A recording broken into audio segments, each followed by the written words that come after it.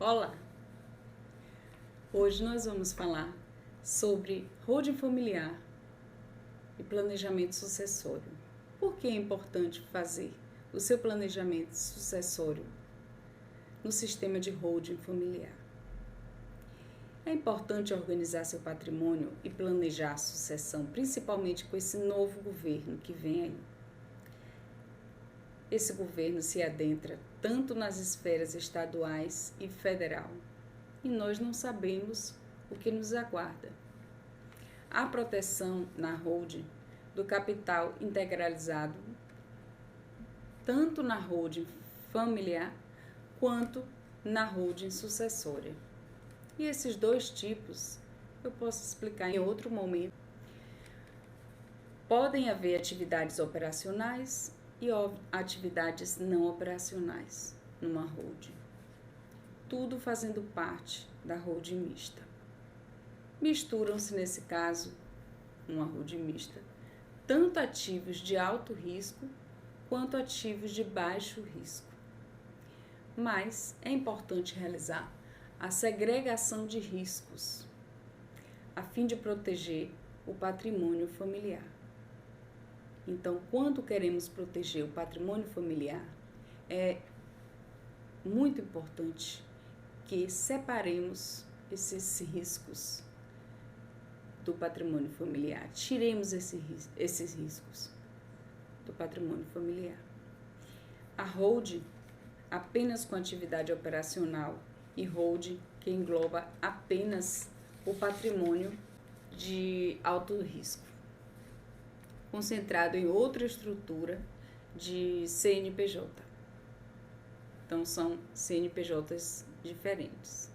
Importante lembrar que cotas de impenhorabilidade não se aplicam a débitos fiscais nem a débitos trabalhistas, mas a proteção da nua propriedade sobre as cotas.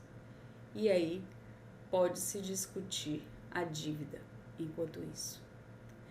Na desconsideração da personalidade jurídica, deve ser comprovado o dolo do participante, da pessoa jurídica, e o atingimento do patrimônio pessoal do sócio ou sócio da pessoa jurídica.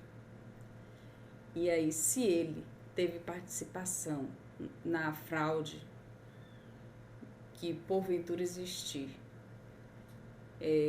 na pessoa jurídica, ele responde com bens pessoais. Mas se não houve dolo, não houve nenhum tipo de locupletação em relação ao que foi obtido com a fraude, então ele não responde com seus bens pessoais. Quando a família partiu para a segregação de riscos, se estava tudo ok no momento de instituição da holding, não houve fraude à execução ou a credores, então pode instituir sua holding. É isso que a gente tem que avaliar. Diferente o entendimento se havia dívida. Ela funciona como uma controladora familiar para executar planejamento sucessório com a doação de cotas para os herdeiros. Isso fica mais fácil, pois seria algo complexo se envolvesse também outros tipos de operações na holding. Porque a holding não é só a holding sucessória. Existem vários tipos de holding, com diversas finalidades.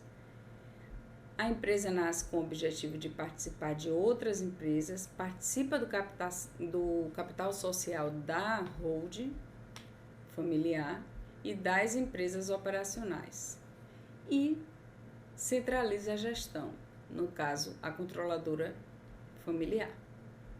Na gestão, ela faz o planejamento sucessório, realiza uma atividade operacional e patrimonial. No planejamento sucessório, ela faz a doação de cotas, com reserva de usufrutos, pois não há pessoas físicas existentes nessa pessoa jurídica, que é a holding. Há uma controladora controlando tudo abaixo dela. Tem uma controladora e abaixo dela tem o patrimônio de baixo risco e o outro patrimônio, que é um patrimônio de alto risco, que são as empresas operacionais. O patrimônio de baixo risco seria o patrimônio da família. E o de alto risco seria da estrutura operacional. Em relação às dívidas, nós temos que investigar no momento em que é feita a holding, se existe ou não, em nome da pessoa física, para saldar dívida porventura existente e prosseguir normalmente com seu planejamento patrimonial. A gente tem que ver tudo isso nesse momento da instituição da holding.